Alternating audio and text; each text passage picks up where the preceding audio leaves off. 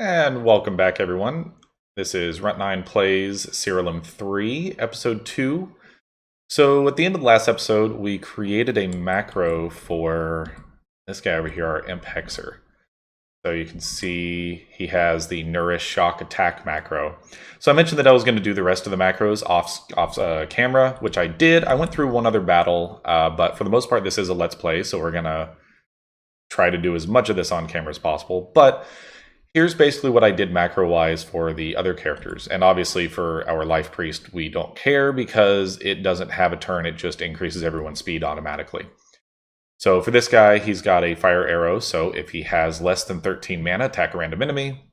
If there's an enemy that has Life class, go ahead and cast Fire Arrow on that because nature is strong against life. Otherwise, find the highest health enemy and cast Fire Arrow on that. And our Troll Knife Juggler here has basically the same thing for its Frost Arrow. This one is very similar to Nourish Shock Attack. I actually need to rename this. It's actually Morph Nature followed by Attack. So while I'm thinking about it, let me go resolve the name of that macro. What was it? It was Morph Nature into Attack. All right, going back here. So looking at the macros. So if it has the mana to cast Morph Nature, cast it, otherwise attack a random enemy. And then this is the same thing for this guy, Mindstorm into attack. So we're hoping to Mindstorm, get a stun, and then just keep attacking. So I did it against an enemy before, and so it was pretty easy. So in this case, there's actually something new here. Extract. We cannot extract from that. It's special. I don't know what that means, but yeah, let's just hold down E and watch how fast these battles go in turbo mode. So magic just kind of happens, and you'll see that hopefully with the macros set up correctly, everything will properly die, and we're back out. And for the most part, that's how the game is played. It may seem kind of like a clicker, which, you know, is criticism if you don't like clickers. I don't necessarily mind clickers because there's still strategy involved. And at least in this case, yes, I'm going to sit here and hold the macro button, or hold E to go through and run the macros for everyone. But for boss battles, I'm not going to do that. And really, this is about the boss battles. I think my wireless keyboard held up there briefly. I use a mechanical keyboard during normal play. But for videos, I kind of don't want the clickety-clack sounds coming through on the microphone, as I feel like that would be annoying for everyone. We got an orb. Next battle, your creatures take less damage, which seems good for us. So I use a wireless keyboard that has quieter keys, and that can cause some issues. I'm not a huge fan of wireless keyboards, but fortunately it's kind of a necessity for something like this. I could try another wired keyboard, but I just happen to have this lying around. So part of this is, you know, I can walk through, do some grinding, we can kind of see if anything interesting happens, if there's any new cores to extract, so on and so forth. Again, I think that it just didn't recognize that I'm sitting here holding E. This is a game that uses 6 keys. It uses WAS, or it uses the arrow keys to move around, and it uses Q and E for menus. Q is back, E is confirm, and that's about all you get. I like that, though. It's kind of simple, and you can play this game mindlessly once you kind of get things going. And as we get more spell gems and stuff, you know, we'll have to modify our macros. So it's not like you're ever bored, but it's definitely something that is kind of just easy to play. It's a little bit idle. Vertrog rules over which realm? I do not know. So I'm not going to worry too much about it. Yeah, he can give you some useful things, but for right now, I'm just trying to go through this in kind of a quick fashion because I want to get through the main story as quick as possible and get to the meat of the game. Gem of Breath of Life doesn't matter because we don't have any life characters. I mean, we do have a life character, but it can't actually cast spells since we've got a Gem of Refresh, which I don't think we have anyone that can use that. So yeah, anyways, my hope is that over time we'll build a team of some pretty crazy speed combos that can just kind of blaze its way through things. I mean, my ideal scenario with this team is I get everyone with enough speed bonuses from artifacts that during normal battles, the enemy never even has a chance to attack.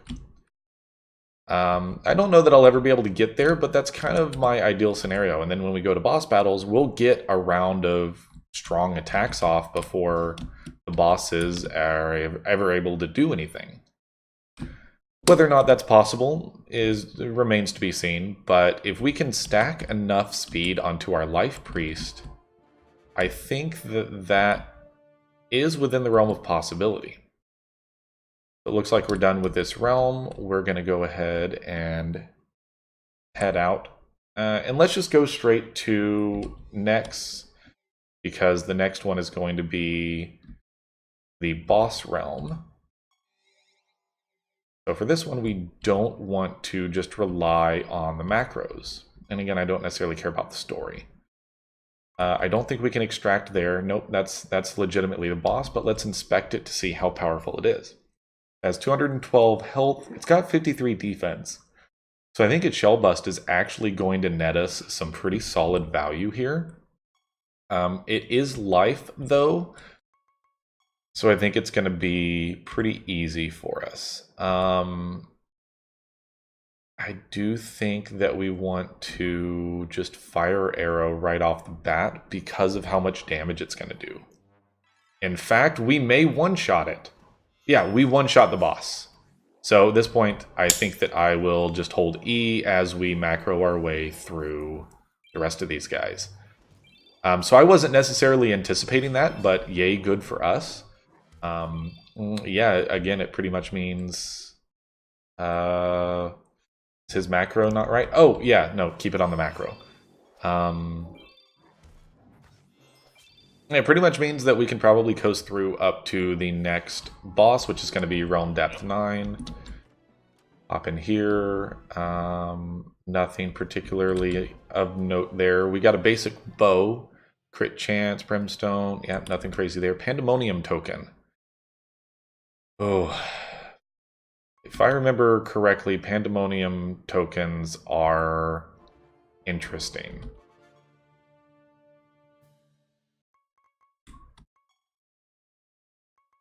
I have to remember where they're at.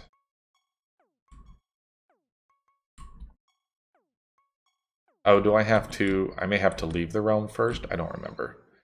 I legitimately do not remember how Pandemonium tokens work. So this guy actually progresses the main story. Okay, so there's a new god that is going to ask us to go through their realms. So defeat the boss at Realm Depth 9. And so that's why I don't care too much about the main story, is it's like every 3 realms you're going to fight a new boss, and that's pretty much the breadth of most of the main story. I mean, there's a lot of interesting text and plotline, but it's just...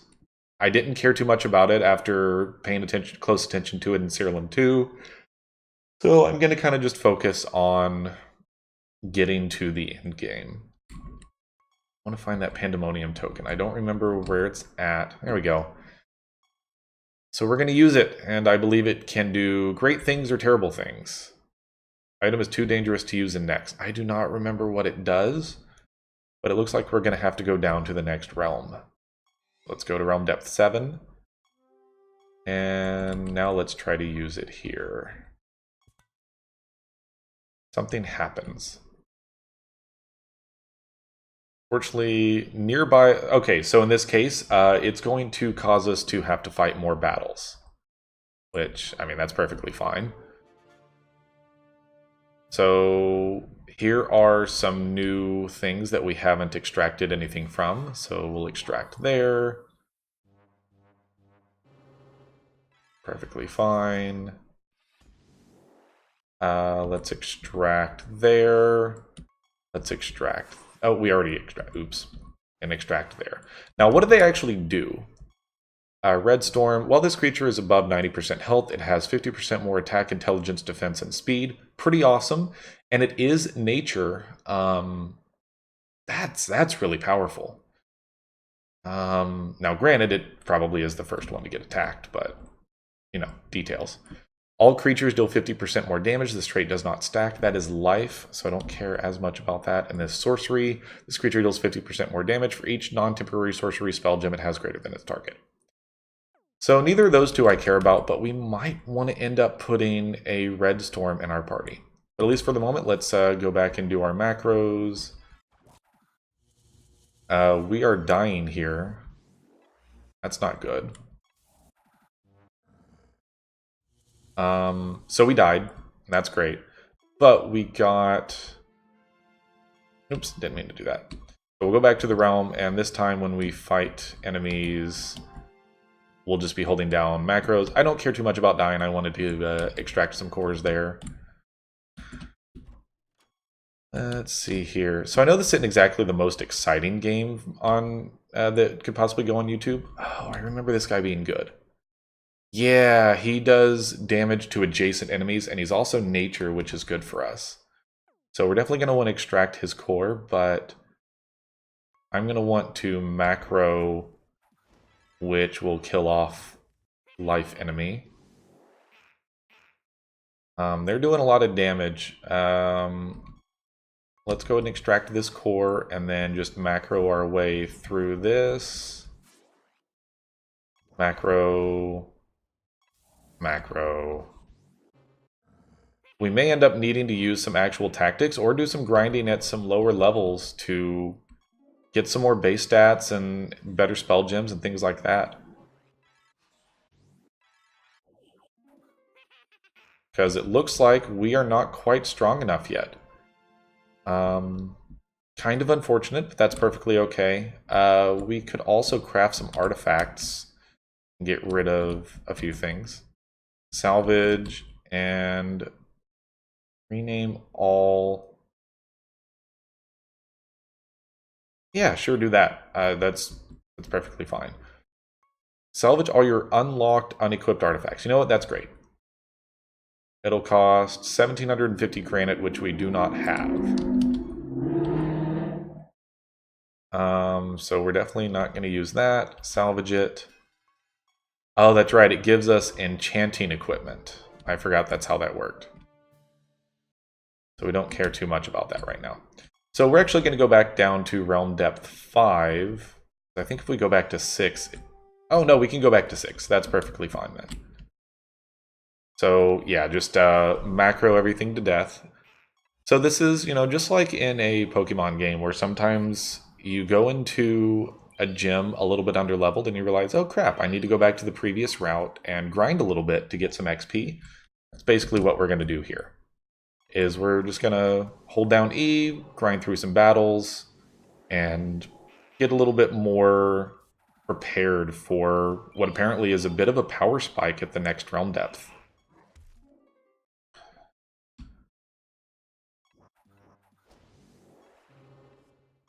So anyways, Siralim 3 is one of those games that I can just kind of lose myself in.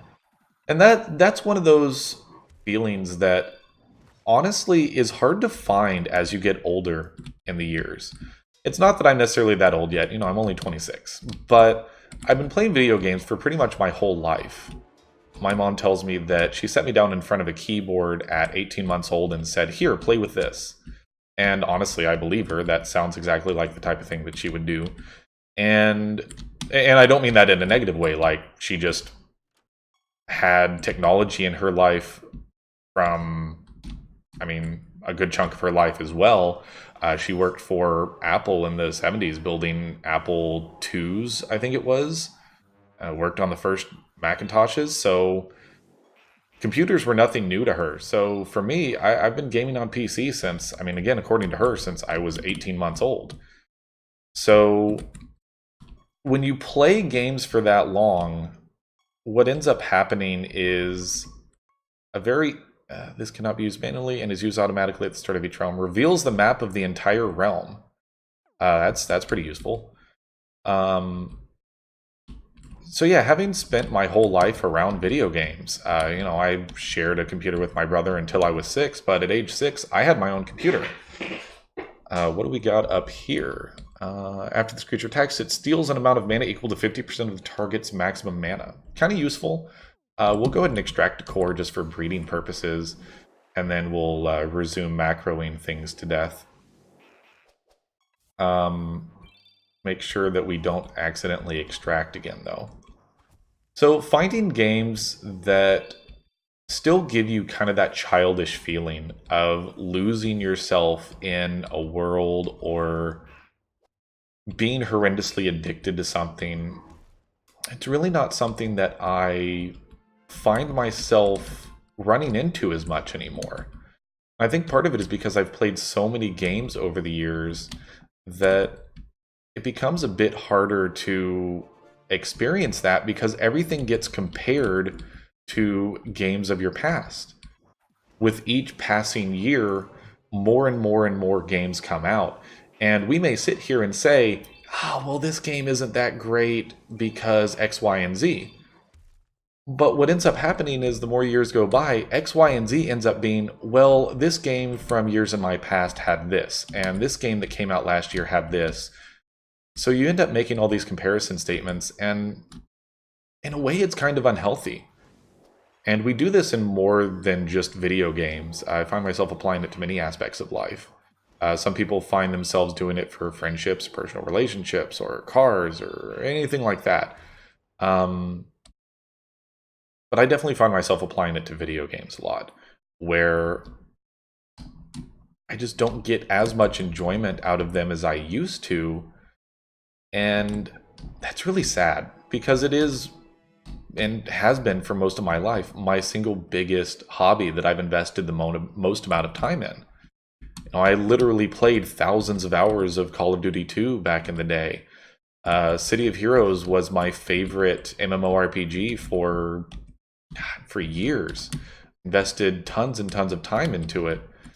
And so finding games like Siralim, City Skylines, Slay the Spire, and even going back, as you guys have maybe seen on stream, revisiting Pokemon games and actually getting excited about the new generation that's going to come out this year. I feel like that's why I'm starting up this quote-unquote YouTube side career, I guess you could call it, is I feel like I'm rekindling my love for video games in a way that hasn't really happened since I was a young kid. I used to strictly play sports games when I was younger, sports and racing games. And then I, took my foray into first-person shooters when I was 9 and played a lot of RTSs and things like that. And, these days I find myself really enjoying turn-based strategy games, as well as some of the grand strategy games and simulation-style stuff, which is why you'll see mostly that type of content on this channel. And what I really like about games like Siralim is I can legitimately just sit here and play, and I can have these types of conversations with my viewers and just kind of ignore the fact that I'm just kind of mindlessly playing. And I think that's great. It's a game that really allows you to mindlessly play it until the point where you can't anymore, where it does actually get hard and you have to start using some strategy. And I kind of want to see what Pierce the Veil is. You have to pull some tactics out of your butt because, dude, it can get pretty hard, as you saw by the fact that we entered this realm and our macros weren't good enough anymore. Now, I don't necessarily want to worry too much about that at this point. I know that I just needed to go back and grind some more, which we still may not have grinded enough. We'll find out here in just a moment. But I just find myself really having a lot of fun with this game. So I think this is a game that's definitely going to have a lot of episodes on the channel, and is one that I could probably sit here, bash out a nice 2-hour playtime, make a few videos out of it. And before I know it, I've got a week's worth of content purely from this game. and I don't even realize where the time went. And man, I tell you, I love that feeling. I love not being able to realize where time went. And it seems like we're doing okay here. They're definitely honing in on my Life Priest, realizing that that's an important part of the combos here. Something important that I don't think I've actually brought up before, for those of you who haven't played it before, I wanted to show you specifically on Fire Arrow and Frost Arrow. 100% of the damage is based on the caster's speed instead of intelligence. So again, Fire Arrow and Frost Arrow on these two, that's why, one of the many reasons why I'm trying to build a speed team is I got those spell gems early and it helped me understand I'm just going to build a speed team, man. I see a lot of potential combo possibilities here, and so why would I not go that route? But yeah, I feel like that a lot of people criticize modern video games by saying, oh, the classics are better. And a lot of people go the other route and say we're in a golden age of video games because indie developers have the opportunity to build games and get an audience in ways that they never would have been able to do on retail shelves. This whole landscape of digital downloads is creating these opportunities for developers to reach audiences that would not be possible to reach otherwise. Macro did not match any criteria because we can't attack. So we'll just defend here. I guess that's something I didn't account for in the macros, was if no enemy can be attacked, defend instead. That's probably something we need to add to every macro, and just something I should keep on every macro for the rest of eternity. I would say that I tend to be in the camp of this being the golden age of video gaming. You know, AAA titles may be getting more and more focused on greed, but even with the AAA titles, I feel like there's a lot of good to be had if you kind of go into it with the expectation that games have been $60 for, gosh, well over a decade now. I mean, I remember paying $60 for a game off of a retail shelf. So why are we complaining about games being $60 this much further in the future? I don't think we've actually extracted a core there. We should be happy that the base price of games has not gone up in, again, I think it's at least 10 years. And I just don't think we seem to appreciate that. We seem to focus on the fact that it's like, oh, well, we pay $60 for a game, and then, you know, $20 for this DLC, and then there's microtransactions, and, you know, before I know it, I've paid $100 for a game. It's like, well, yeah, because that's how much a game should cost these days. But instead, what developers have done is given us the capability to customize our gaming experience. And I personally prefer that. I can try out a game for the same price that a complete game would have cost, you know, many years ago. And if I like the game enough, I can buy a DLC or, you know, a full expansion pack, depending upon how big the game's DLCs are. And, you know, something like City Skylines, for example. I came back to it after a couple of years and was like, dude, this game is amazing, and I'm going to dump a ton of hours into it. I'm going to go ahead and just pay Paradox a bunch of money for the DLCs. I didn't even wait for them to go on sale. But there are other games where I download it, I do a Steam refund within 2 hours and realize, hey, this was a bad idea, and I never would have purchased the 5 DLCs for the game. And I honestly don't see that as a bad thing. And I think that's a big reason why we're in the golden age of video gaming is we live in an age where we have the ability to customize our gaming experiences. And I would say that, I'm a big fan of the tabletop board gaming hobby, and I feel the same way about that. We live in a golden age of board gaming. And again, you've got people on the other side of the aisle saying, oh, well, Kickstarter is ruining the board gaming hobby. And I can't disagree more. I think that it's doing a lot for the board gaming hobby because look at the production quality that mainstream manufacturers have to keep up with now. They can't just go into it and say, oh, well, we'll put out a game with some wooden discs and everyone will be perfectly happy that that's the people that they're moving around the board. Now, some game companies still do that, but think about how common miniatures are now in tabletop games. That's all because of the big Kickstarter games, Cool Mini or not, coming in and saying, we're going to release games like Blood Rage that have amazing miniatures. And that's just the norm now. Don't have any construction materials for you. Sorry. I think we're done with this realm. I personally think it's amazing. So whether or not people agree with me, I mean, you're allowed to agree and disagree and have your own opinion. Still don't think I want to use any of these. Meteor Shower, Ice Bolt, no. Holy Smite. Can't really use these, I don't think. What color is Sorcery? So anyways, I know I kind of got off on a completely huge tangent there and haven't really talked too much about the game.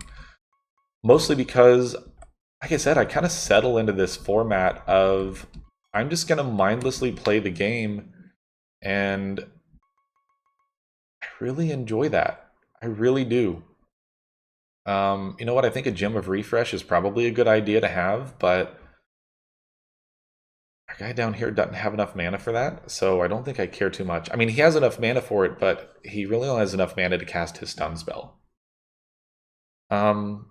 Yeah, so we just cleared out a realm. Rather than start another one right now in this episode, I'm going to go ahead and stop this one here. So thank you all so much for watching. As usual, if you like this video, like, comment, subscribe, all that good stuff, the type of thing that you hear just about every YouTuber under the sun say. Check me out on Twitch, Runt9AB on Twitch. Check out the Patreon if you want to donate to my channel. Check out the Discord if you want to join the community, and otherwise, I will see you all in the next video. This is definitely something that we're going to be continuing the series for quite some time. Hopefully you're enjoying it and enjoying my random tangents. And I'm still new at this, so I expect that I will get better over time. I imagine that I'm not the most interesting YouTuber in the world at the moment, and I don't expect to be. This is also done in my spare time, so don't expect content all day, every day. But I think that this is the beginning of something very special, and I hope that y'all are looking forward to joining me on this journey. So anyways, thank you all so very much, and I will see you all in episode 3. Bye.